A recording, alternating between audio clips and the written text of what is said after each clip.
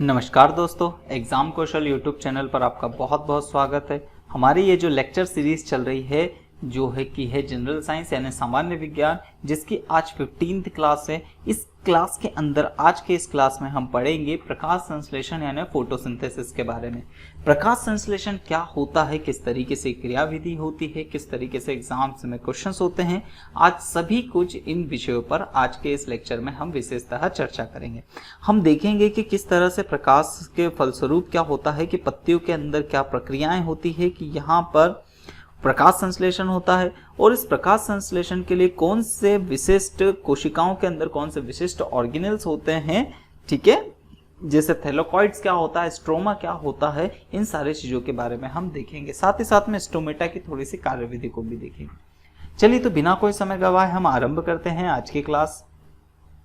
सबसे पहले अगर हम बात कर लेते हैं फोटोसिंथेसिस, प्रकाश संश्लेषण, तो देखिए प्रकाश संश्लेषण के बारे में बेसिकली बहुत सारे स्टूडेंट को पता ही होगा। हम लोगों ने इसका जैसे जो छोटी क्लासेस में जो सिंपली डेफिनेशन जैसे हम लोगों को पता है कि पहली चीज तो याद रखना है कि प्रकाश संश्लेषण हमेशा कहाँ होता है, तो प्रकाश संश्लेषण की जो प्रक्रिया होती है वो मोस्टली पत्तियों में होती है। हालांकि पौधे के हर उस भाग में हो सकती है जहां पर क्लोरोफिल या हरा प्रकार का पदार्थ पाया जाता है, हर ग्रीन पिगमेंट पाया जाता है, वहां पर यह फोटोसिंथेसिस की प्रोसेस होती है। अब प्रकाश संश्लेषण के लिए क्या होता है, तो प्रकाश संश्लेषण के लिए हमें पता है कि प्रकाश से क्या होता है, 7 रंग का प्रकाश आता है जिसका नाम है बेजानी, हपी, नाला। ठीक है, आप लोगों ने इस तरीके से इसका याद कर रहा होगा। ठीक है, हपी, नाला। अब आप लोगों को देखिए जैसे यहाँ पर क्या है, बैंगनी, जामुनी, नीला, हरा, पीला, नारंगी और लाल। अब यहाँ पर क्या होता है, जब इतने प्रकार का प्रकाश आता है तो सबसे ज्यादा जो प्रकाश संश्लेषण की प्रक्रिया होती है, सर्वाधिक जो होती है वो किसके अंदर, लाल कलर की वजह से क्या होती है, सबसे ज्यादा फोटोसिंथेसिस की प्रोसेस होती है। या हम बोल सकते हैं कि प्रकाश संश्लेषण की प्रक्रिया वो मुख्यतः लाल रंग की प्रक्रिया के अंदर सबसे ज्यादा देखने को हमें मिलती है, क्योंकि यहाँ पर क्या होता है, लाल रंग की जो तरंगदैर्घ्य होता है वो सबसे ज्यादा होता है। ठीक है, अब तो ये प्रकाश संश्लेषण बस आप कुछ इस तरीके से समझिए कि ये जब सन से ये लाइट जब जनरेट हो रही है तो इन लाइट के अंदर क्या होती है, तो लाइट के अंदर इन सारी चीज को आप बस इस तरीके से समझिए कि छोटे छोटे ये एनर्जी के बंडल्स होते हैं। ठीक है, जिन्हें हम फोटोन्स कहते हैं। अब ये छोटे छोटे एनर्जी के बंडल्स होते हैं जो लाइट के फॉर्म में क्या होते हैं, अर्थ तक आते हैं। अब जैसे ये बंडल्स के छोटे छोटे से पैकेट्स क्या करते हैं, इन पत्तियों की कोशिकाओं पर टकराते हैं। तो टकराते हैं और टकराने की वजह से फोटोसिंथेसिस एक एनर्जी डेवलप होती है। उस एनर्जी को क्या करते हैं, ये जो प्रकाश मतलब ये जो ग्रीन प्लांट होते हैं इसके विभिन्न ऑर्गन क्या करते हैं, उसका कार्बन फिक्सेशन करते हैं और कुछ चीजों का निर्माण करते हैं। चलिए अभी बहुत ज्यादा टफ ना करके इसको सिंपली समझते हैं कि प्रकाश संश्लेषण में सूर्य प्रकाश जरूरी है और साथ ही साथ में क्या होता है, तो वायुमंडल से पेड़ पौधे जो कार्बन डाइऑक्साइड लेते हैं, साथ ही साथ में जल के माध्यम, जल को कहां से लेते हैं, तो जड़ों के माध्यम से जल लेते हैं। ठीक है, और इस तरह से क्या होता है, कंप्लीट फोटोसिंथेसिस की प्रक्रिया होती है जिसके अंदर बाय प्रोडक्ट के रूप में ये ऑक्सीजन हमें वापस देते हैं। चलिए तो इसके एक डेफिनेशन को हम किस तरह से समझ सकते हैं। क्या लिखा हुआ है कि प्रकाश संश्लेषण एक जैव रासायनिक प्रक्रिया है। अब यहाँ पर देखिए जैव रासायनिक का मतलब क्या है, कि यहाँ पर क्या होता है, इसके अंदर कुछ जीवित चीजें ये रासायनिक अभिक्रिया को करती हैं, इसलिए इसे जैव रासायनिक अभिक्रिया कहते हैं।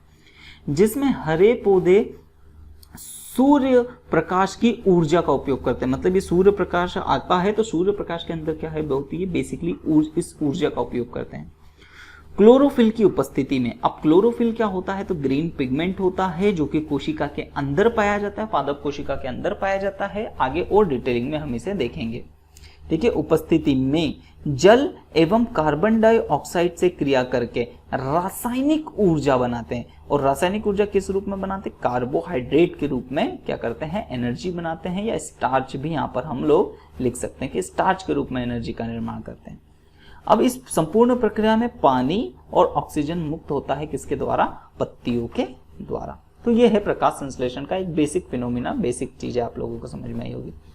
चलिए अब देखते हैं कि इनके अंदर ये जो पत्तियां हैं ठीक है। ये जो पूरी पत्ती आप लोगों को देखने को मिल रही है, तो ये पत्ती किस प्रकार की कोशिकाओं से मिलकर बनी है? तो हम जानते हैं कि ये जो पत्ती है वो पादप कोशिकाओं से मिलकर बनी है। तो ये है पादप कोशिका। चलिए मैं यहाँ से ये थोड़ी सी चीज़ें यहाँ से रफ करता हूँ ताकि चीज़ें और अच्छे तरीके से आप लोगों को क्लियर कर सकूँ। अब ये पौधे के अंदर, उस पत्ती के अंदर पाए जाने वाली एक कोशिका है। अब इस कोशिका के अंदर हम लोगों को पता है कि पादप कोशिका वाले चैप्टर में मैं आप लोगों को काफ़ी अच्छी तरीके से उस लेक्चर्स में बता चुका हूँ इनके विभिन्न ऑर्गेनल्स। जैसे यहाँ पर ये क्या है, तो ये है पूरा न्यूक्लियस, ये है गोल्गी, ये है माइटोकॉन्ड्रिया, और फिर ये है वैक्यूल्स। तो बहुत सारी चीज़ें होती है, लेकिन इनमें बेसिकली आप लोगों को क्या चीज़ें दिख रही होगी, ये वाली चीज़ें, ये कुछ इस तरीके के स्ट्रक्चर्स दिख रहे हैं। तो ये स्ट्रक्चर्स क्या होते हैं, तो यही होते हैं क्लोरोप्लास्ट। क्लोरोप्लास्ट यानी हरित लवक जिसे हम कहते हैं ना, ग्रीन पिगमेंट, क्लोरोफिल जिसे कहते हैं। तो वो क्लोरोफिल क्या होता है, इस कोशिका के अंदर पाया जाने वाला, ठीक है, जिसे क्लोरोप्लास्ट भी कहते हैं। तो ये क्या है कि इस कोशिका के अंदर पाया जाने वाला एक ऑर्गेनिल है।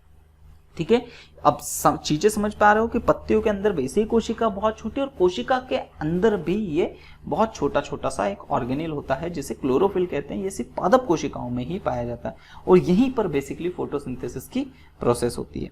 अब चलिए इस पादप कोशिका के अंदर के इस ऑर्गेनिल को भी अगर मैं आप लोगों को और अच्छी तरीके से और बड़ा करके दिखाऊं, तो वो क्या होता है, कुछ हमें इस तरीके से देखने को मिलेगा। ये ठीक है, ये तो वो जो मैंने आप लोगों को अभी हाल स्ट्रक्चर बताया था किसका, क्लोरोप्लास्ट का, तो उस कोशिका के अंदर अकेला जो क्लोरोप्लास्ट होता है वो दिखने में कुछ इस तरीके का होता है।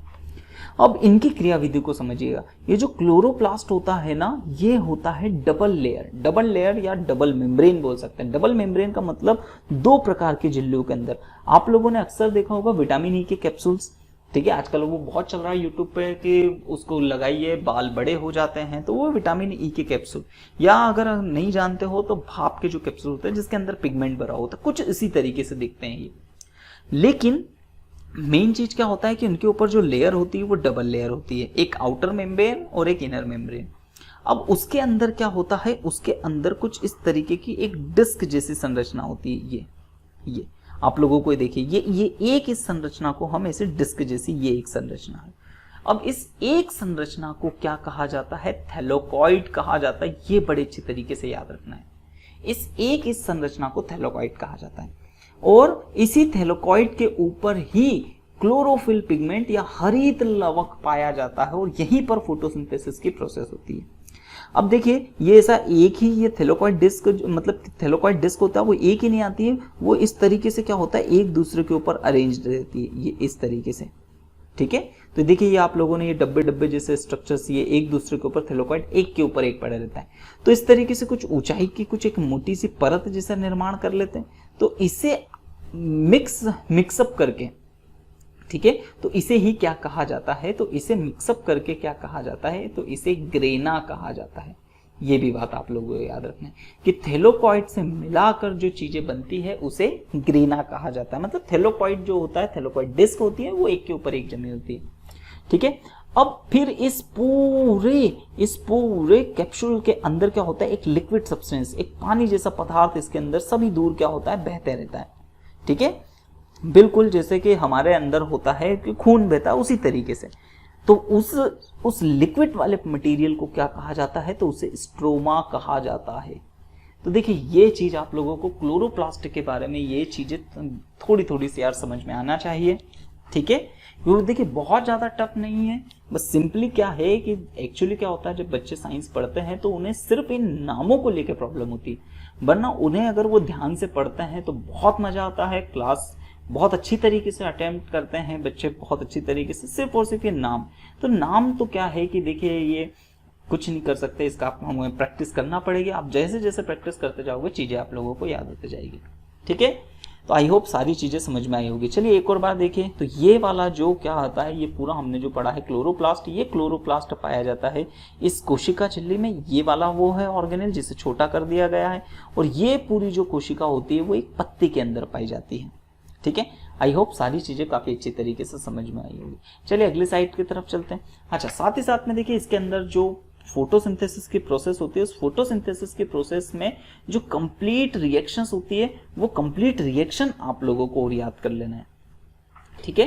तो ये कंप्लीट रिएक्शन होती है जिसमें कार्बन डाइऑक्साइड के 6 मॉलिक्यूल यूज होते हैं, H2O जल के 2 मॉलिक्यूल्स, प्रकाश चाहिए, ऑब्वियस सी बात है क्लोरोफिल चाहिए, यानी थैलेकॉइड के ऊपर ये रिएक्शन होती है, जिसकी वजह से क्या बनता है C6H12O6। ये जनरली किसका फॉर्मूला है, तो ये जनरली ग्लूकोज का फॉर्मूला है, या आप इसे ही कार्बोहाइड्रेट भी कह सकते हैं। और साथ ही साथ में पानी और ऑक्सीजन क्या होता है, इन पत्तियों के माध्यम से बाहर निकलते हैं, स्टोमेटा के जरिए बाहर निकलते हैं, ठीक है। ठीक है, तो ये बहुत अच्छी तरीके से आप लोग याद रखिएगा यार, फोटोसिंथेसिस की केमिकल रिएक्शन। चलिए अब आगे बढ़ते हैं कि ये प्रक्रिया किस तरीके से होती है। तो फोटोसिंथेसिस के लिए आवश्यक पदार्थ कौन कौन से जरूरी है, एक तो सनलाइट मोस्ट इंपॉर्टेंट, दूसरा है जल चाहिए जो कि कहाँ से मिलता है, किसके माध्यम से, जड़ों के माध्यम से मिलता है। और जड़ों के अंदर यानी क्या होता है कि जैसे देखिए थोड़ा सा यहाँ पर चीजों को समझिए कि जैसे ये जड़ है, ठीक है। अब यहाँ पर क्या होता है, ये पानी के मॉलिक्यूल्स है, तो वो इस जड़ों के अंदर सीधे किस विधि के द्वारा, विसरण विधि के द्वारा क्या होते हैं, जड़ों के अंदर पानी घुस जाता है, यानी डिफ्यूजन के फलस्वरूप, ठीक है। और साथ ही साथ में बाकी का काम कौन करता है, तो वो करता है जाइलम ऊतक, ये काम करता है।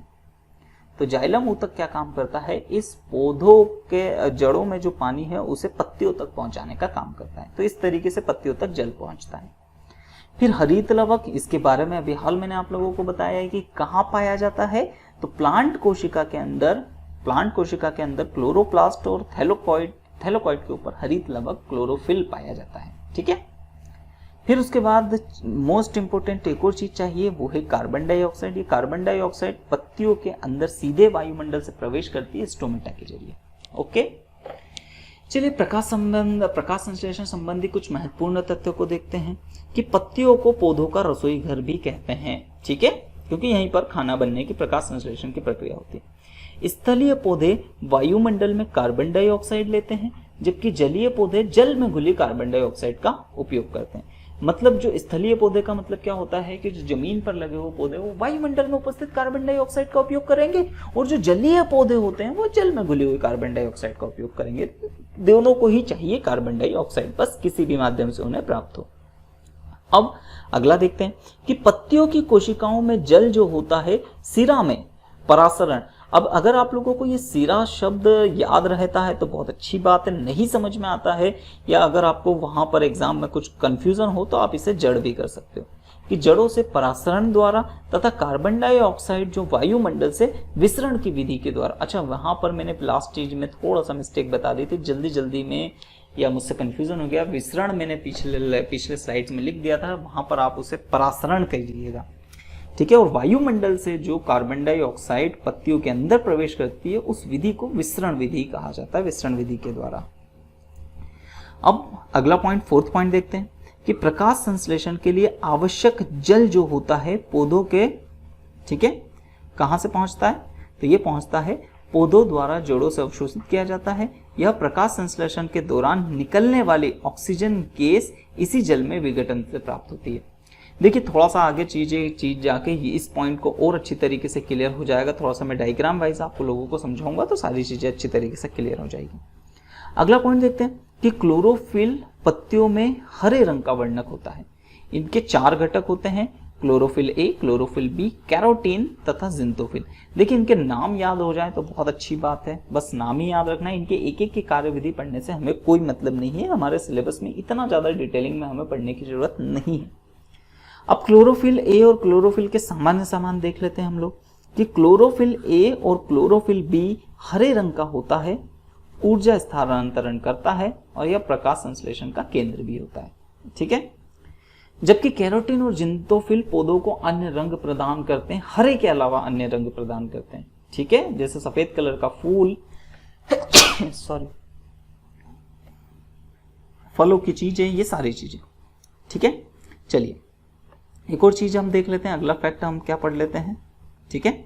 अगला फैक्ट हमारे सामने क्या है, तो अगला फैक्ट है हमारे सामने कि क्लोरोफिल के केंद्र में मैग्नीशियम का एक परमाणु होता है। ये इंपॉर्टेंट फैक्ट है, बहुत अच्छी तरीके से याद रखिएगा कि क्लोरोफिल जो हरित लवक पिगमेंट होता है उसमें मुख्यतः कौन सा खनिज पाया जाता है, तो वह मैग्नीशियम पाया जाता है। ये बहुत अच्छी तरीके से बात आप लोगों को अपने मन में याद रखनी है।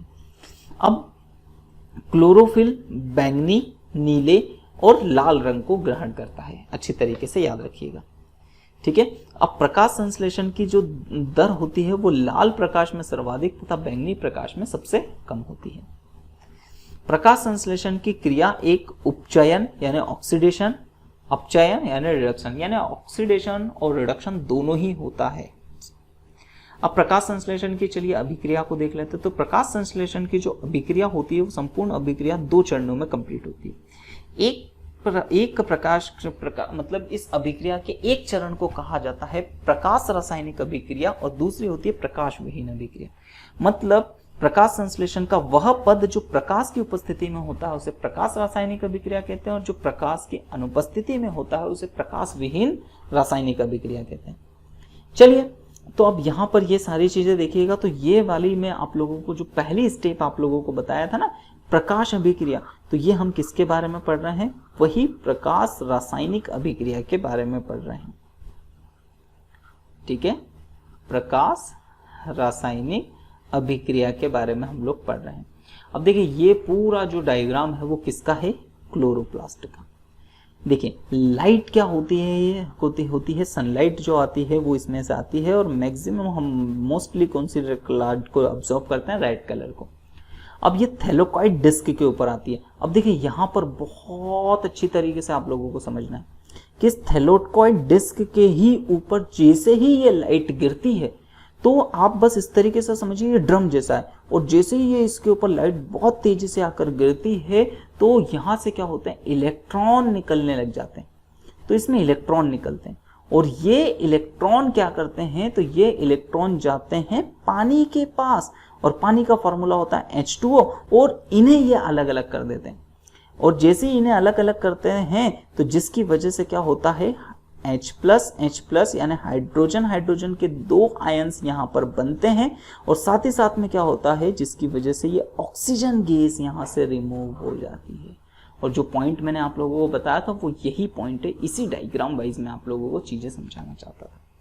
अब ये जो देखिए ये वाली जो अभिक्रिया है, इतनी अभिक्रिया को हम कौन सी अभिक्रिया कहते हैं? प्रकाश संश्लेषी अभिक्रिया, ठीक है, प्रकाश की उपस्थिति में होता है। अब ये जो हाइड्रोजन आयंस आप ये यहाँ से ये जो जाते हैं, ये अब क्या करते हैं? तो ये कार्बन डाइऑक्साइड के साथ मिलते हैं, और कार्बन डाइऑक्साइड के मिलने के बाद कार्बन फिक्सेशन की अभिक्रिया करते हैं। मतलब अब जो प्रक्रिया होती है वो प्रक्रिया थैलेकॉइड डिस्क पे न होकर अब वो स्ट्रोमा के अंदर होती है। स्ट्रोमा मैंने आप लोगों को बताया था, ये जो क्लोरोप्लास्ट होता है, इस क्लोरोप्लास्ट के अंदर जो लिक्विड सब्सटेंस होता है, जो तरल पार्ट होता है, उन तरल पार्ट के ऊपर तरल वाले हिस्से को स्ट्रोमा कहते हैं, मतलब स्ट्रोमा के अंदर।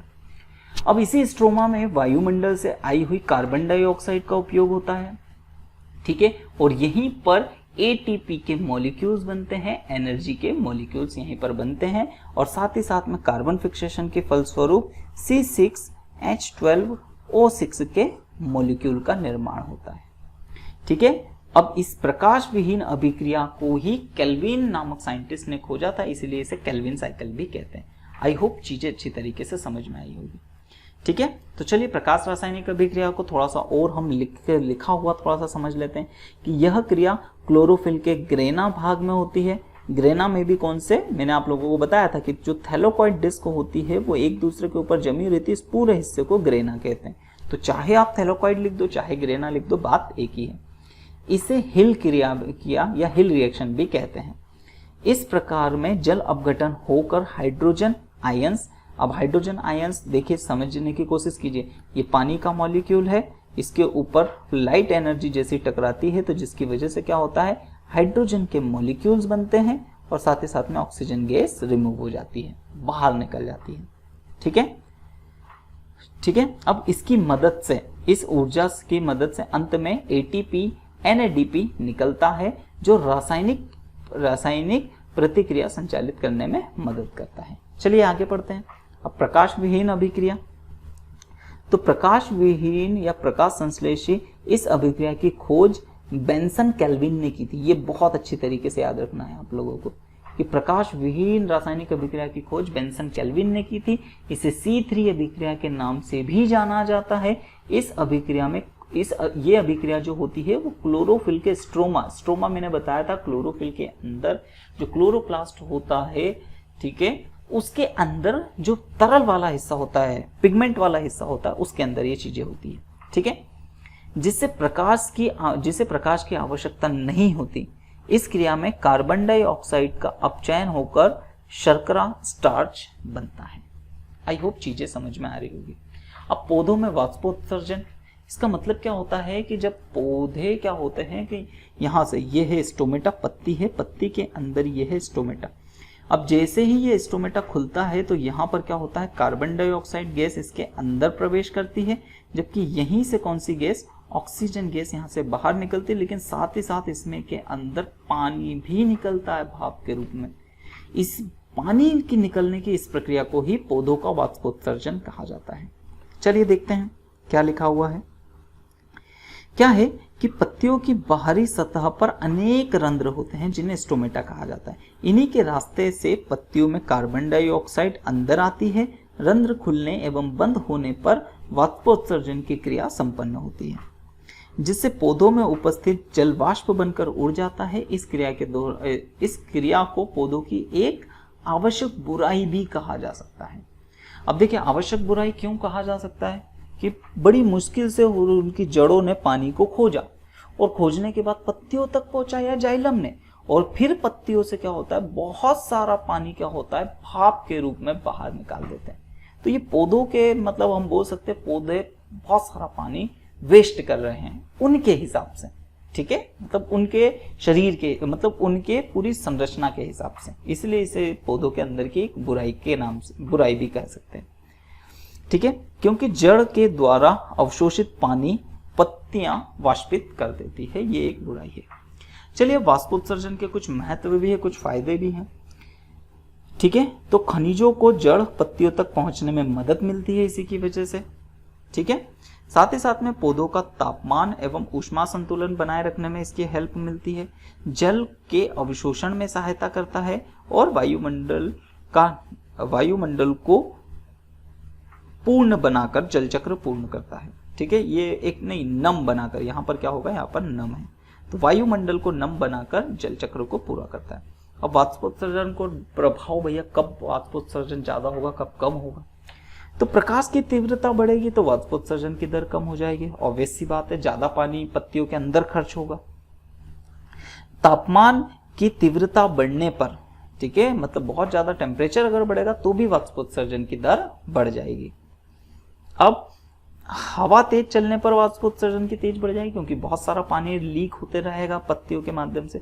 लेकिन आर्द्रता जब बढ़ जाएगी, यानी हवा में ही नमी की मात्रा ज्यादा है, तब वाष्पोत्सर्जन की दर कम हो जाती है, ठीक है। आई होप आज का ये जो प्रकाश संश्लेषण वाला जो सेशन है वो आप सभी लोगों को काफी अच्छी तरीके से समझ में आया होगा और काफी वीडियो अच्छा भी लगा होगा। अगर आपको वीडियो अच्छा लगा है तो प्लीज प्लीज प्लीज आप वीडियो को लाइक जरूर कीजिए। साथ ही साथ में अगर अभी तक आपने हमारे चैनल को सब्सक्राइब नहीं किया है तो एग्जाम कौशल यूट्यूब चैनल को आप सब्सक्राइब जरूर करें। साथ ही साथ में बेल आइकॉन को प्रेस कीजिए ताकि जो भी नोटिफिकेशन हमारे द्वारा डाली जाए उसका नोटिफिकेशन आप लोगों को बहुत ही जल्द और सबसे पहले मिल सके। चलिए, तो आज की क्लास हम यही समाप्त करते हैं। धन्यवाद।